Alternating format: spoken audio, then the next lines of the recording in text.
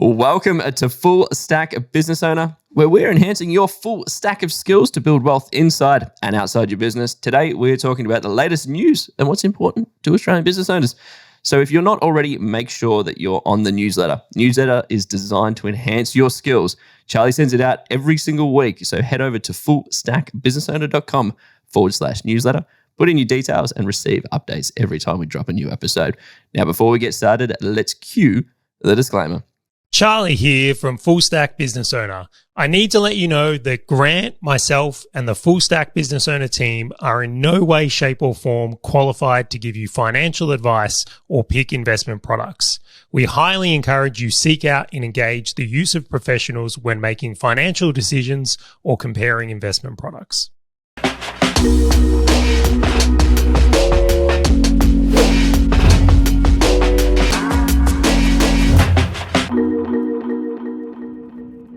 All right, Charley.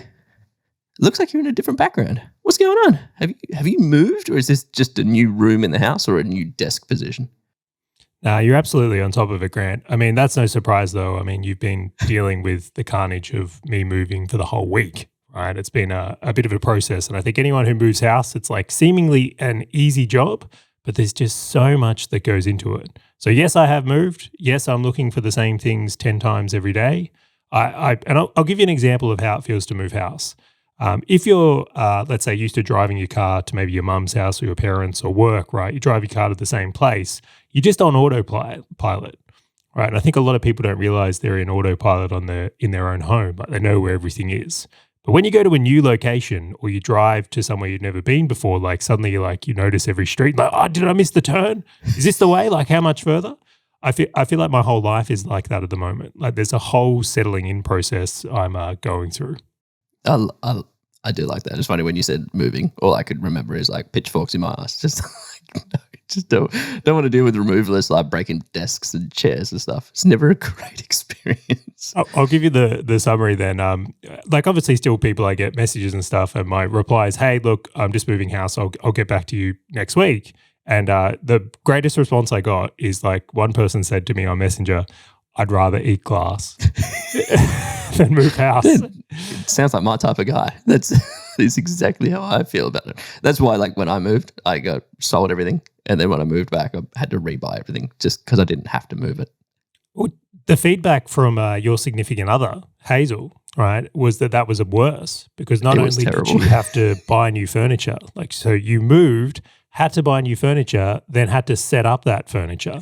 So you like added in like flat pack and IKEA and all that into the mix, or at least we had stuff, right? So it might have been how can I put it, some second order consequences we may not have considered. The worst idea ever. But it comes back to this whole point of people going and jamming like $5,000 worth of secondhand furniture into a storage unit and spending $5,000 on storage. And I'm just like, I don't want to be that guy. I'd much prefer other people to make the most out of it. But more importantly, Charley, like, it is interesting when we think about this concept of moving. It's not just, hey, you've moved. It's actually this overarching kind of theme of like why moving actually might be the best option for you, right? And so like I always look at moving as, to your point, a pain in the neck that people don't want to do. They enjoy being on autopilot because they have their routines. They know the school that their kids are going to. They know where they're going to get the coffee from. They know where the milk bar is. They know where Woolworths, etc. But why could it actually be the best option for people in those scenarios to do? Well, it's a very dangerous word, Grant. And I know it's a word that scares the life out of both of us, and that's comfortable. Yeah. I think a lot of people get too comfortable in life and then they just stop growing. Mm-hmm. Right. So it's like you get into your habits, your routine, and then you build up excuses and beliefs and just bed them in. And like you just hit a ceiling and then like that's it. So I'll give you a bit of an example here is like, you know, as you get older, for a lot of people, the idea of moving becomes harder. So right now it's just you and Hazel, right? You guys have not a huge amount of furniture until recently. Like, yeah, now we do. Moving places is reasonably easy a task. Now, as soon as you throw into the mix like kids, family, schools, older parents who maybe need some support, things like that, the whole idea of moving becomes harder. And maybe you've got a job as well in a location. So throw all of that in and then the idea of moving becomes like, the bar gets high, gets really, really high. But that's also why I think it's so dangerous because when better opportunities come up in people's lives that maybe they do need to move for, it's so easy to just say no to that. Like, what a great opportunity, but I couldn't move. Mm. The kids are in school, Grant. The kids are in school. I can't deal with moving them. It needs to stay as it is. But I also look at it from the other side of the fence of what it's almost like if you don't understand the opportunities that you're being missed, it still kind of validates just staying in place, right? Because you just didn't know what you missed. Well, and so my favorite saying, and I'm sorry to cut you off, but my favorite saying is like, if you want to have what others don't, you have to be willing to do what others won't. And that's exactly right. And I always find it funny. So when we invest money or build our businesses, we're dealing with dollars, which is the greatest feedback system, because it's like, well, you made money and then you spent money and that's why you don't have any left. And you go, well, I can fix that. But when you're living in a place and you don't know the opportunities that you've missed because they never shot across your desk because you just weren't there, it's like there is no feedback mechanism for that. There is no way to go, oh man, I could have had a better business, or I could have had better business partners, or I could have had better clients or otherwise, because you just never knew. And this is exactly why, I tell everybody, so I moved to the Philippines for 7 years and I traveled around Europe, traveled around Asia, just met different people, looked for different opportunities, went outside of my comfort zone. I lived across the eastern seaboard of Australia over the last year. It was all about going, is there somewhere better? Where are the best opportunities? How can I be uncomfortable and look for other things that we just don't do in my little sort of bubble of Melbourne, for example? And so it's really trying to get beyond that view of, maybe I just enjoy going to the same cafes and sort of coming stale, and just being comfortable with being uncomfortable. Yeah, so I'll dig into this one a little bit further. So I'll tell the story. I think it's helpful for people. When Bianca and I had Jack, one of the decisions we made was to move closer to family to do the family experience. So based on feedback from other people in our lives and just what we viewed as a good idea is when you have a newborn, being close to parents and other family, it's a very family-oriented time. Now, my family lives in the suburbs on the Mornington Peninsula. I'll just say I won't give away areas right now. And we moved down to there when Jack was born. And do you know what? Great decision. Being near family when we had a little baby, so good and so many precious memories. The downside of that is that if I looked to the amount of, let's say, business owners that are in that area doing things that we're doing, it's quite low in comparison that what would be towards Melbourne CBD. So just purely on population, and then also just different things, the business owners down there, many talented business owners, I will say as well, many very successful ones, but just the volume of that and even the type of that compared to other areas of Australia in general, very, very different. So that was kind of the trade-off we made. The other one was facilities. So when you move to, let's just say, a more suburban place, is things close it early. There's not as many things that are there, and you kind of have to drive everywhere as well. I will mention, I really noticed that was another thing that came through with it. Now, that was all good, and I'll tell you what, even a huge win during the lockdowns of Melbourne, because we actually had a really nice property and space and plenty of parks and things, so we did kind of get a win out of that as well. That was really good. But there's always a but, Grant. Always. I was waiting for it.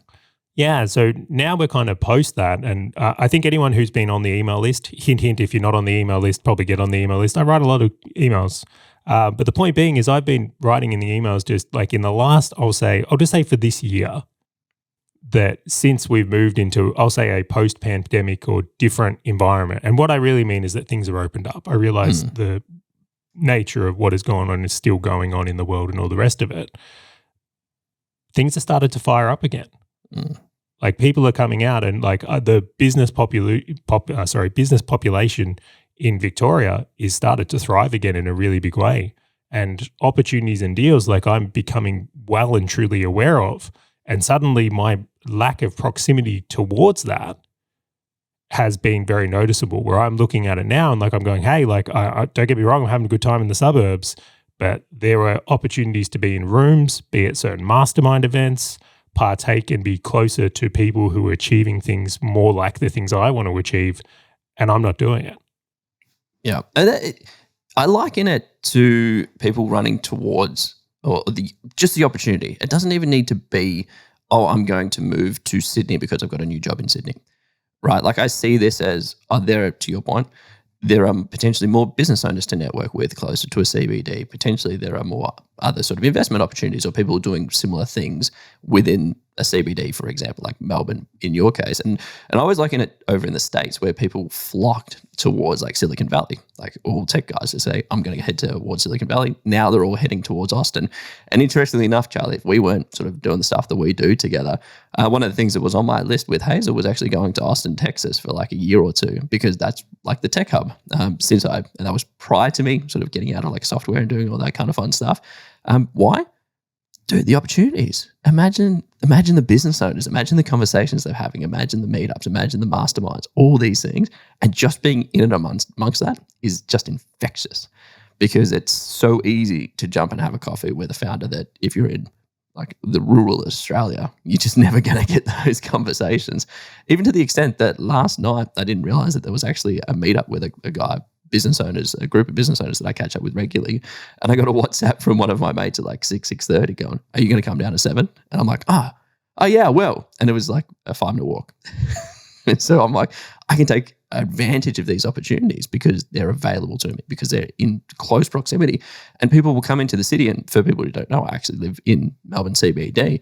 And they would just message me, hey, I'm in the city, let's catch up. Or, hey, I've got time for a coffee between it. And it's just these encounters where people know that I can be available in order to have those conversations that just open me up to opportunities where in like the pandemic, everyone was like Zoom based, but now people need that face-to-face. They're like, I want to be out and about. I need to see people. So now everyone's like, hey, who's around? Who can I talk to?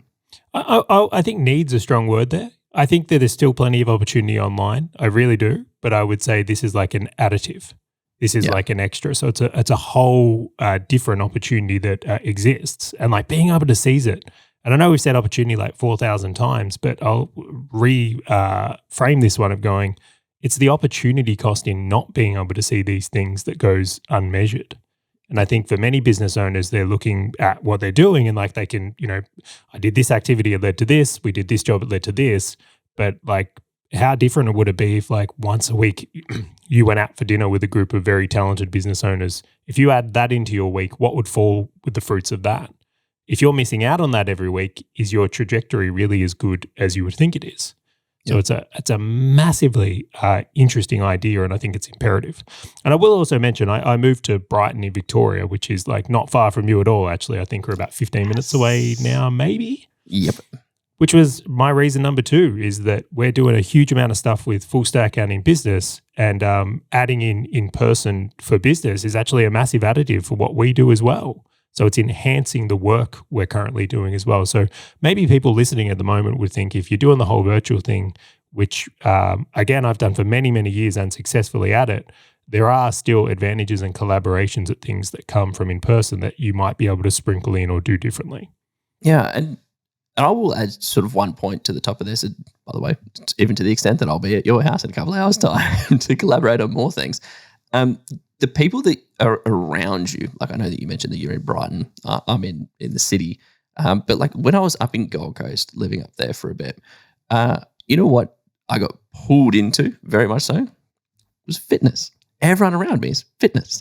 Everybody's out running, everybody looks fit, etc. So the environment was just infectious. And so if you're in an environment with people who are crushing it, and Brighton's a great example of this, like, do you reckon that there's the network in Brighton versus like somewhere that's quite a few hours away? Like if you're going to a cafe, what kind of people are you going to run into?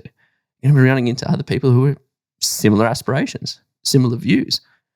So this isn't a guess for me. Like I actually lived here many years ago, and like it was a massive enhancement on business in all honesty, like and opportunity. I couldn't believe what a difference it made to live in an area where there was, again, key thing, more people doing and achieving the things that I want to achieve with my life. Yeah. And so when I put myself into that environment, like I got massive wins in that area. So this is more like I knew the opportunity cost was real and existed based on prior experience, which is why I was so for doing it again. Yeah. And the thing that I always look at is like, well, what's the risk? And so the risk is like, obviously if you if you move out of a place and sell a house and buy a new place in a new area and things like that, like the risk is obviously a bit high because, hey, if you don't like it, you're going to have to try and sell a house, etc. But like for Hazel and I, like we lived in Rosemary in Sydney, we did Gold Coast, we did Noosa just to see what it was like. We lived out of Airbnbs and got short-term rentals just to see what it was like. I don't know.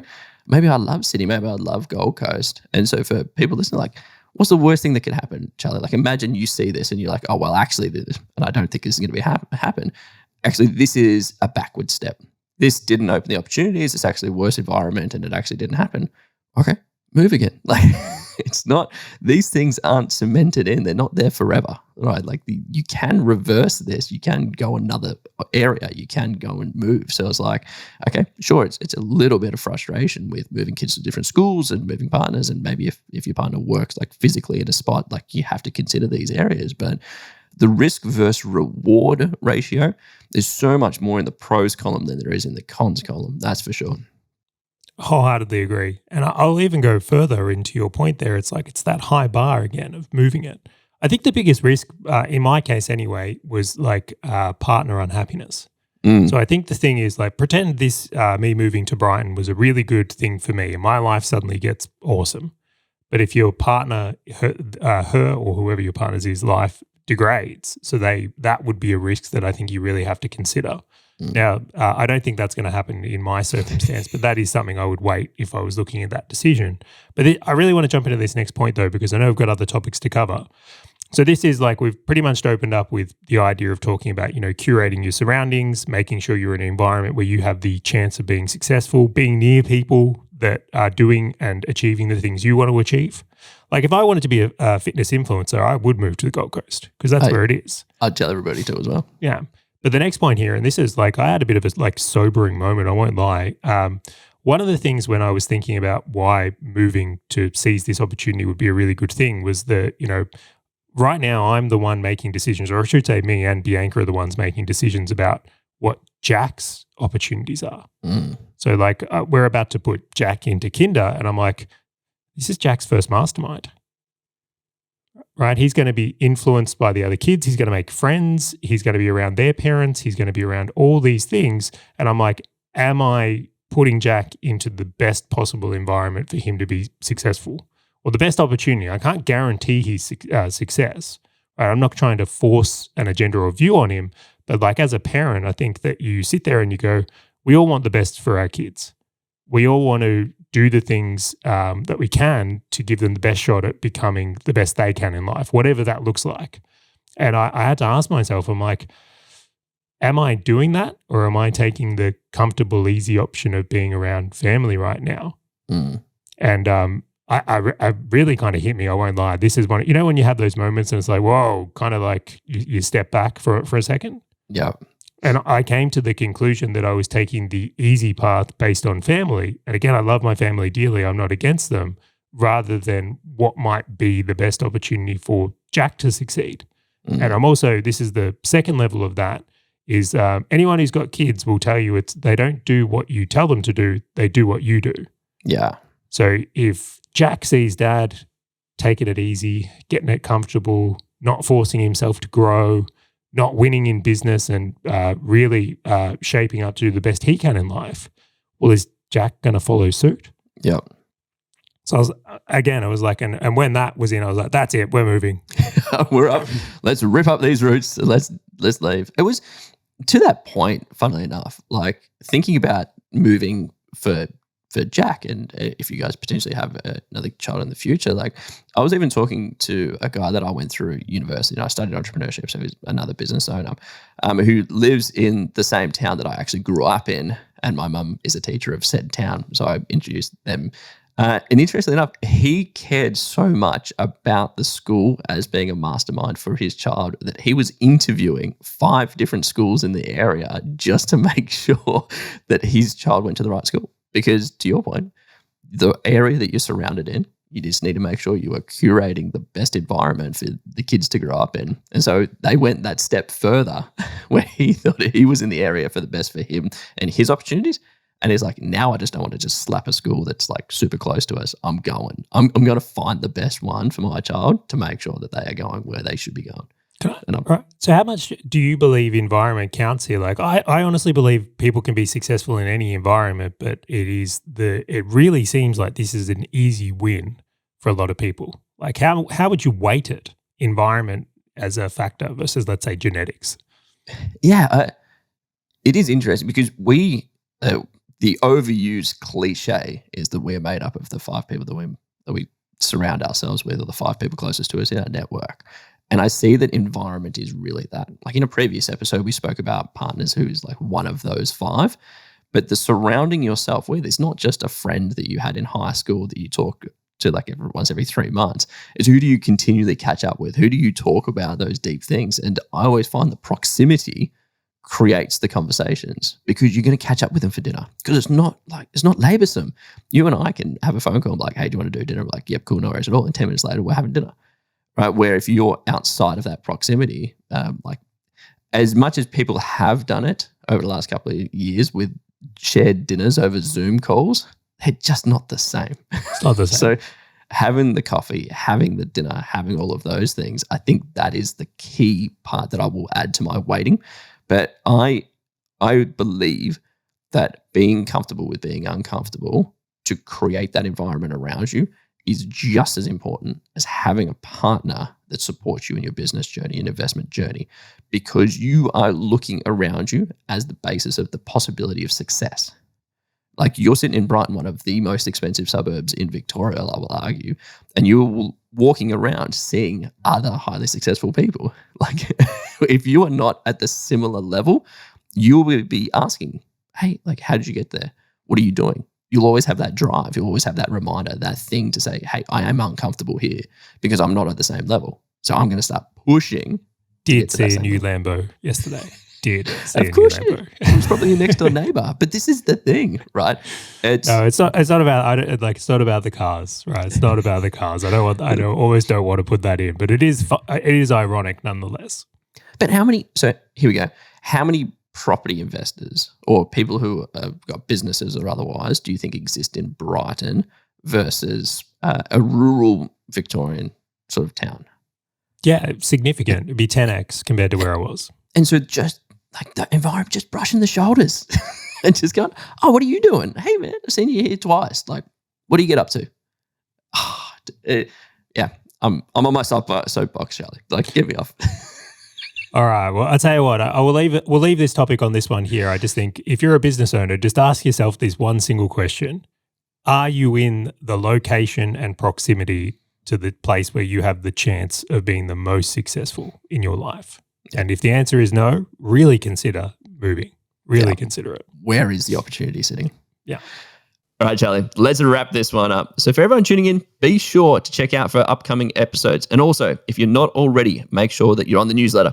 The newsletter is designed to enhance your full stack of skills to build wealth inside and outside your business. So head over to fullstackbusinessowner.com/newsletter to go and put in your details.